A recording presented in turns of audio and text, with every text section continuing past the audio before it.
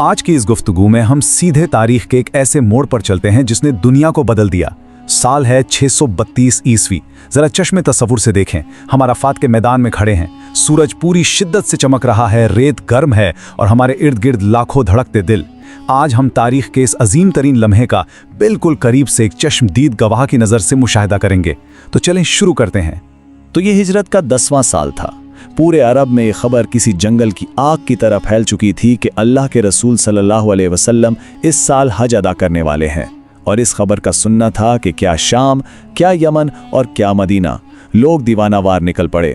हर शख्स की बस एक ही कोशिश थी, एक ही तड़प थी कि किसी न किसी तरह वो इस मुबारक सफ़र में आप सल्लल्लाहु अलैहि वसल्लम के काफिले का हिस्सा बन जाए। जाहिर है ये कोई आम सफ़र तो था नहीं, एक कठिन जिस्मानी मुशक्क़त थी।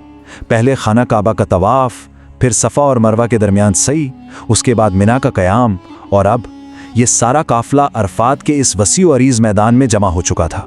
यहीं इस पूरे सफ़र का सबसे अहम और हतमी मरहला तय होना था।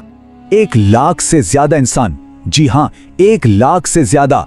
ज़रा इस बेपनाह हुजूम का, इस मंजर का तसव्वुर तो करें। हर तरफ इंसान ही इंसान थे। अब इसी हुजूम में नबीत नाम के एक छोटे से बच्चे को तसव्वुर करें जो अपने वालिद के कंधों पर बैठा हैरान परेशान चारों तरफ देख रहा है। और फिर जब उसके वालिद ने दूर ऊंटनी पर सवार एक पुरनूर हस्ती की तरफ इशारा करके बताया कि वो अल्लाह के रसूल हैं, तो वो मंजर उस बच्चे के जहन में हमेशा के लिए नक्श हो गया। फिर अचानक वो शोर करता हुआ लाखों का मजमा एकदम खामोश हो गया। एक गहरी और कुछ संजीदा सी खामोशी छा गई, क्योंकि नबी करीम सल्लल्लाहु अलैहि वसल्लम ने अपना तारीखी खुतबा इन ताकतवर अल्फाज से शुरू किया था। ए लोगो, मेरी बात ध्यान से सुनो, क्योंकि मैं नहीं जानता कि इस साल के बाद मेरी तुमसे दोबारा मुलाकात हो सकेगी। जरा सोचें, इन अल्फाज ने वहां खड़े लोगों के दिलों पर क्या असर किया होगा। सब पूरी तरह मुतवज्जे हो गए कि आखिर आगे क्या कहा जाने वाला है। और जो कुछ आगे कहा गया वो महज चंद नसीहतें नहीं थीं, बल्कि इंसानी हकूक का एक मुकम्मल और जामे चार्टर था। निहायत वाज़े अल्फाज में हुक्म दिया गया, किसी को तकलीफ मत दो, किसी का माल नाहक मत खाओ, एक दूसरे की जान और माल को बिल्कुल उसी तरह मोहतरम समझो जैसे आज के दिन को। गरीबों को वही खिलाओ जो खुद खाते हो। सूद जो मुआशरे को खोखला कर देता है, उसे मुकम्मल तौर पर ख़त्म कर दिया गया और इस्लामी भाईचारे को हर चीज़ पर तरजीह दी गई। ये सब एक बेहतरीन और फलाही मुआशरे की बुनियादें थीं। खुतबे के दौरान एक लम्हा ऐसा भी आया जब आप सल्लल्लाहु अलैहि वसल्लम की आवाज़ में एक ख़ास दर्द और गहरी ताकीद महसूस की गई, और वो था औरतों के हुकूक का जिक्र। आपने वाज़े तौर पे फरमाया कि औरतों के साथ नरमी का बर्ताव करो, उनके हुकूक के मामले में अल्लाह से डरो। ये एक ऐसा खूबसूरत पैगाम था जो बाहमी एहतराम और एक दूसरे से वफादारी का तकाजा करता है। ये उस दौर के लिहाज से, और सच्ची बात है आज के लिहाज से भी, एक बहुत बड़ी बात थी। समाजी हकूक़ की बात तो हो गई, लेकिन इसके साथ साथ कुछ बुनियादी रूहानी स्तून भी हमेशा के लिए मजबूत कर दिए गए। निजात का रास्ता बहुत ही सीधे और आसान अल्फाज में समझा दिया गया। एक अल्लाह की इबादत करो, दिन में 5 वक्त की नमाज पढ़ो, रमज़ान के रोज़े रखो, खुश दिली से अपने माल की ज़कात दो, हज करो और अपने नेक हुक्मरानों की इताअत करो। बस यही वो मजबूत बुनियादें हैं जिन पर हमारे पूरे ईमान की इमारत खड़ी है। और फिर खुतबे के आखिर में एक ऐसा लम्हा आया जो वाक़यातन रोंगटे खड़े कर देने वाला था।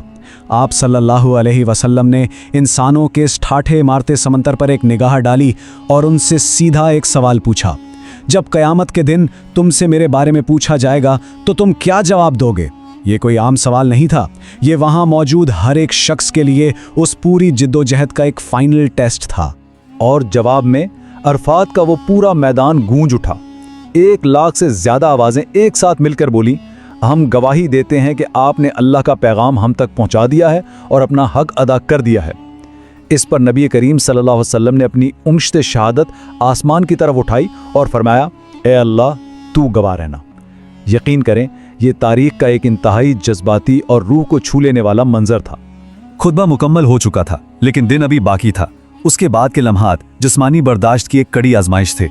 ज़ोहर और असर की नमाजें एक साथ अदा करने के बाद आप सल्लल्लाहु अलैहि वसल्लम ने इसी चलचलाती धूप में अपने हाथ आसमान की तरफ बुलंद किए और अपनी उम्मत के लिए दुआएं मांगना शुरू कर दी। दोपहर ढल गई, शाम आ गई, सूरज गुरूब होने लगा, लेकिन वो हाथ नीचे नहीं आए। मुसलसल बगैर रुके दुआ, ये अपनी उम्मत से मोहब्बत की वाकई एक बेमिसाल तस्वीर है। اچھا، اتنی شدید گرمی میں مسلسل کھڑے رہنے کی وجہ سے لوگوں کو فکر ہونے لگی کہ کہیں آپ صلی اللہ علیہ وسلم روزے سے تو نہیں ہیں، تو اسی ہجوم کے بیچ میں سے ہاتھ بدلتے ہوئے دودھ کا ایک پیالہ ان تک پہنچایا گیا۔ آپ نے ایک ہاتھ دعا کے لیے اٹھائے رکھا اور دوسرے ہاتھ سے سب کے سامنے وہ دودھ نوش فرمایا۔ اس ایک چھوٹے سے عمل نے لاکھوں لوگوں کو یہ عملی پیغام دے دیا کہ بھئی عرفات کے دن حاجیوں پر روزہ رکھنا ضروری نہیں ہے۔ اور پھر عین اسی دوپہر آسمان سے ایک اور زبردست خوشخبری نازل ہوئی۔ قرآن مجید کی سورۃ المائدہ کی وہ مشہور آیت جس میں اللہ تعالیٰ نے باقاعدہ اعلان فرما دیا کہ آج میں نے تمہارے لیے تمہارا دین مکمل کر دیا ہے اور تم پر اپنی نعمت پوری کر دی ہے۔ یہ سن کر تو صحابہ کرام کی خوشی کی کوئی انتہا نہ رہی۔ ظاہر ہے ان کا دین، ان کا راستہ آج اپنے مکمل ترین عروج پر پہنچ گیا تھا۔ لیکن ذرا رکیے، ایک طرف تو یہ پورا ہجوم دین کے مکمل ہونے پر خوشی منا رہا تھا، اور وہیں دوسری طرف حضرت عمر رضی اللہ عنہ زارو قطار رو رہے تھے۔ کیوں؟ کیونکہ ان کی دور اندیش نگاہوں نے وہ دیکھ لیا تھا جو باقی نہیں دیکھ پا رہے تھے۔ وہ جان گئے تھے کہ جب کوئی چیز کمال کو پہنچ جاتی ہے تو پھر اس کے بعد کیا ہوتا ہے؟ اس میں کمی اور اس کا اختتام شروع ہوتا ہے۔ دین کے مکمل ہونے کا سیدھا سا مطلب یہ تھا کہ اب پیغام پہنچانے والے کا مشن پورا ہو چکا ہے اور ان کی رخصتی کا وقت قریب ہے۔ اور یہ احساس کتنا سچا تھا!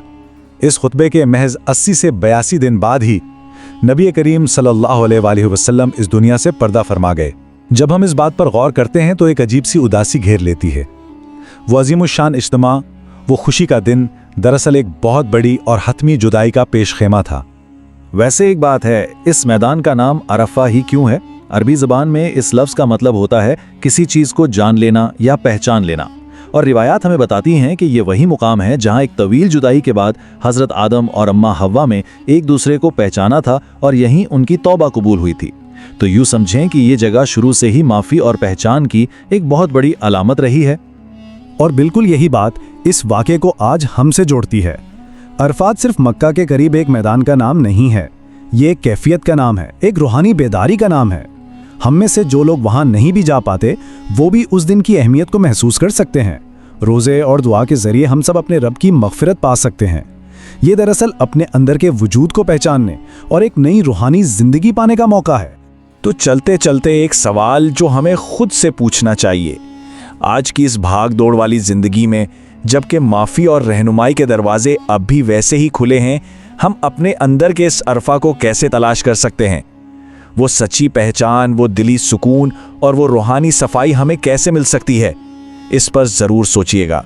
آج کے اس معلوماتی سفر میں ہمارے ساتھ شامل رہنے کا بہت بہت شکریہ۔